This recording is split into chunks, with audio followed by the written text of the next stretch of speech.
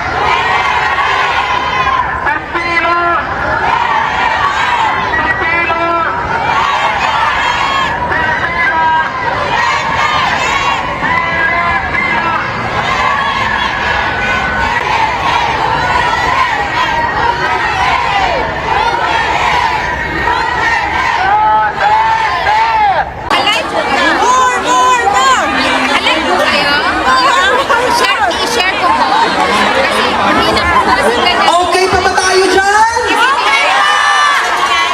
Maingay ang mga Filipino community coming from Denmark, Norway, Canada, Germany, Belgium, Italy, Spain, Austria, Iceland, from the UK. Salamat po sa suporta.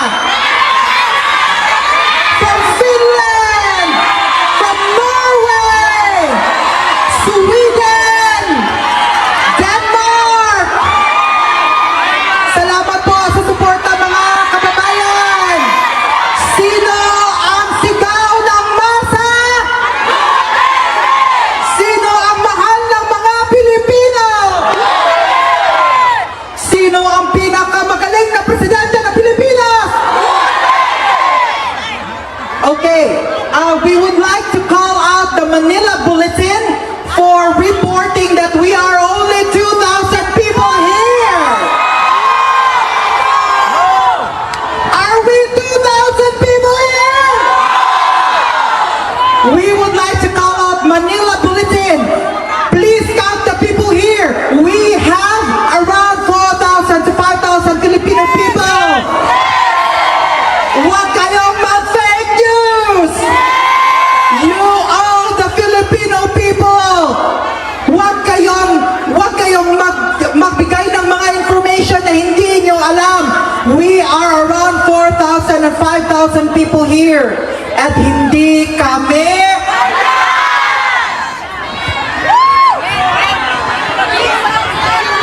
we would like to we would like to remind everyone na kalma lang po tayo, no pushing. For those people that are very near the fence, I would also like to call the attention of our volunteer security to please facilitate, especially in this side, please. Because we have children and we also have old people.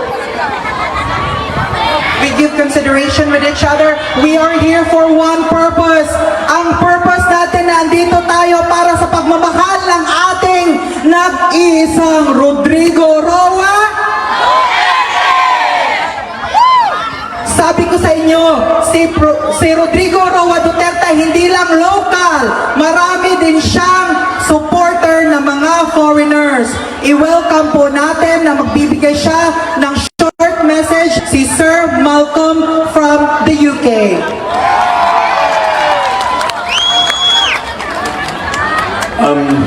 I will stand up. Maraming salamat. I'm absolutely overwhelmed by your reports. And to the Manila Bulletin, I can tell you this is a lot more than 2,000 people. I've been watching messages on Facebook for quite a while now that people have come from all over Europe. People have sacrificed their time, their money, they've taken time off work. Even some people have risked their jobs to come here, such is the love for former President Rodrigo Roa Duterte. My message is going to be really short, and I'm just going to say this, that, you know, during the time of the Duterte administration, I was one of the unofficial bloggers, i.e. I was getting sent information from the Presidential Communications Operation Office. I was posting information about the President on a daily basis for 6 years. That was 6 years of my life where I was dedicated because I believe the Philippines was better under President Duterte. Reduced crime, reduced corruption, and my own family felt safe, I felt safe. It was an amazing time. I'm not here to talk about the current government. I'm a foreigner. Please understand that I cannot criticize the government because I'm not a Filipino. All I can say is I have a great deal of love and respect for President Duterte. I got to meet him in the presidential palace back in 2017 at the first Bloggers Christmas party. He spoke to me 3 or 4 times that evening. He shook my hand. He wished my family a Merry Christmas. He was a humble guy and I felt that connection with him. So when I saw that he was bundled onto a plane and arrested, I was absolutely devastated. You know, people have told me not to comment. My own family said don't get involved because it's going to cause you a problem. I've had death threats, I've lost friends, everything. But I will not keep silent.